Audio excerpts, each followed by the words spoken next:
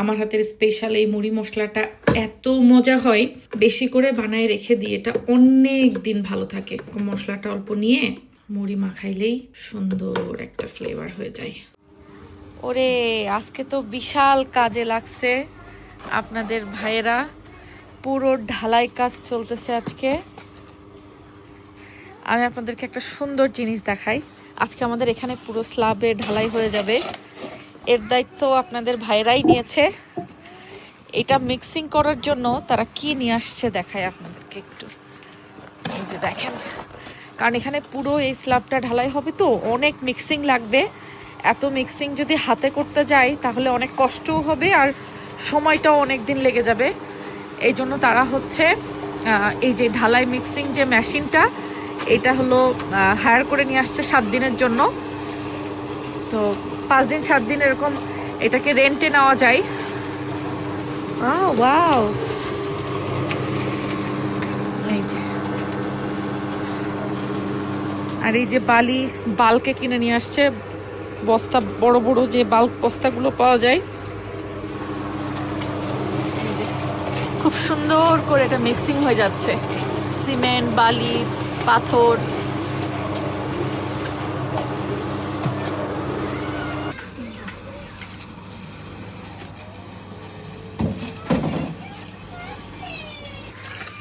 Slab বসবে এখানে, তার আগে ঢালাই হতেছে লেভেলিং করার জন্য। মোটামুটি আমাদের কাজ মনে হয় আর সপ্তাহখানিকের মধ্যে শেষ হওয়ার কথা, না সেজের পাপা? 1 সপ্তাহের জন্য মেশিন হায়ার করা হয়েছে। হ্যাঁ, তো 1 সপ্তাহের মধ্যে আমাদের বাগানের ফ্লোরিং এর কাজ শেষ করে ফেলতে হবে, এই হচ্ছে টার্গেট।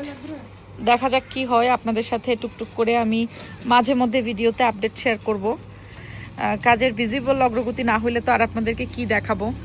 আর এই কাজ অনেক মাপঝোঁকের কাজ আছে, টুকটুক টুকটুক করে মাপঝোঁক করে করে এগুলো করতে অনেক সময় লাগে। মানে যেহেতু আপনাদের ভাইয়েরা আসলে ওইভাবে প্রফেশনালি তো কখনো এর আগে করেনি, বাট যেহেতু দুইজনাই ইঞ্জিনিয়ার, একজন হচ্ছে সিএসসি ইঞ্জিনিয়ার আর একজন হচ্ছে সিভিল ইঞ্জিনিয়ার, সো 2 ইঞ্জিনিয়ার ভাই মিলে ওদের হিসাব নিকাশ, ওদের বুদ্ধি সব কিছু দিয়ে ওরা করতেছে। বাট ভিজুয়াল অভিজ্ঞতা তো ওদের জীবনে এই প্রথম এই কাজ করার।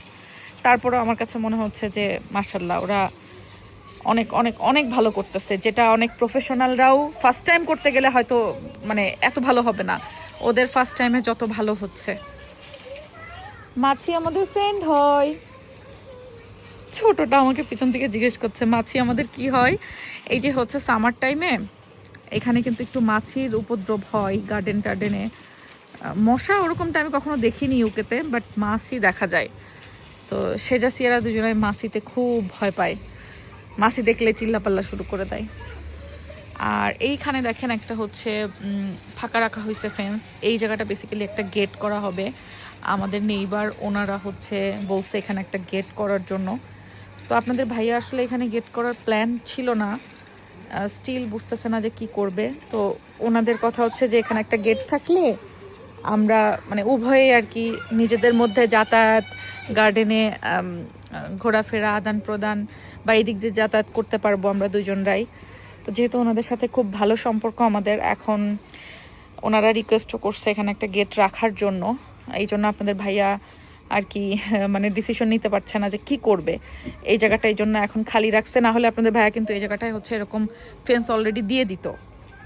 তো তারপরে ওনারা রিকোয়েস্ট করার পরে আমরা আসলে দেখলাম যে আচ্ছা ঠিক আছে, এটার ব্যাপারে ডিসিশনটা পরে নিচ্ছি, যেখানে কি করব, ফেন্সি দিয়ে দিব এরকম, নাকি ওনারা বললো যেভাবে যে একটা গেট রাখতে এখানে, যাতে 2 বাড়ির আমরা মানে যাতায়াত করতে পারি।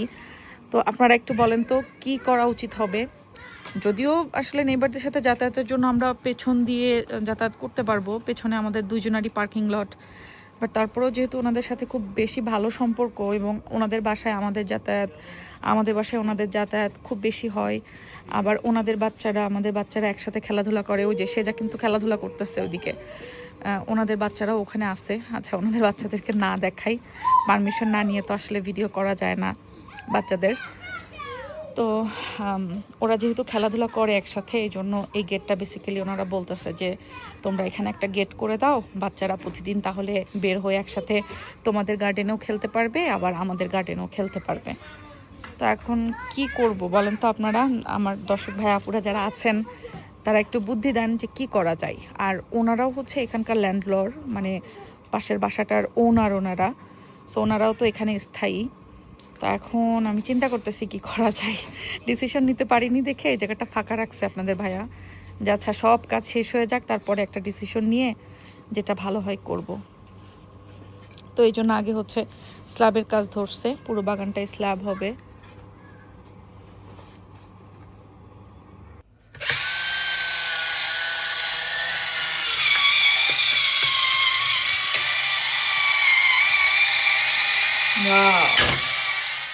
আমার এই মেশিনটা দিয়ে খুব সুন্দর মতো যে কোনো ক্যানের জিনিসপত্র কাটা হয়ে যায়, মানে যেই ক্যানগুলোতে যে টেনে তোলার ইয়ে থাকে না সেগুলো কাটার জন্য এই মেশিনটা খুবই কার্যকরী।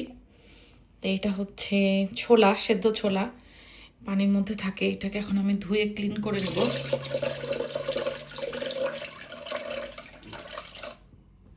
ছোলাটা ধুয়ে আমি একটু পানি ছেঁকে নিয়েছি, তার মধ্যে একটু ধনেপাতা কুচি আর এখানে আমার একটা মশলা মিক্স করা আছে, একটু ঝাল লবণ সব কিছু দিয়ে আমি এটা দিয়ে দিচ্ছি একটু। আর এই ছোলাটা সেদ্ধ করাই থাকে, খুব বেশি কিছু আর এর মধ্যে লাগে না।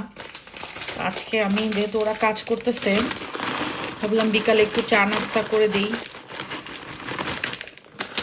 তাহলে ওরা কাজের ফাঁকে ফাঁকে একটু খাইতে পারলো।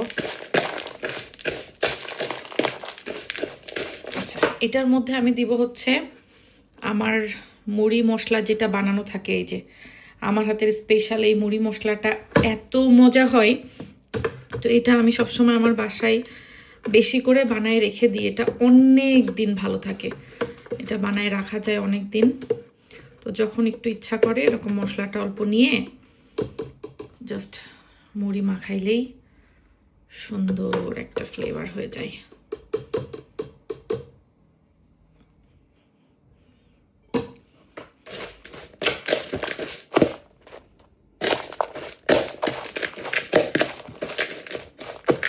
আলাদা করে একটু সরিষার তেল লাগলে দেওয়া যেতে পারে, আর না হলে শুধু এইটা দিয়েও হয়, এর মধ্যে সরিষার তেলও আছে। এর মধ্যে একটু টমেটো কুচি করে দিলেও মজা লাগে। দুরু সাথে আমার মুড়ির এই কাটা হয়েছে ছোট করে।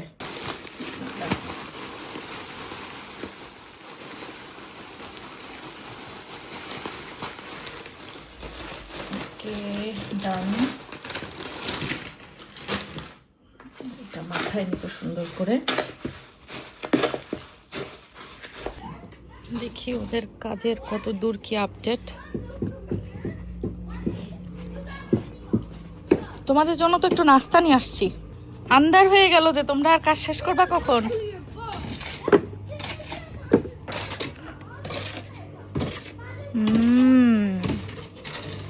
সেই লেভেলের ইঞ্জিনিয়ারিং কাজকর্ম চলছে।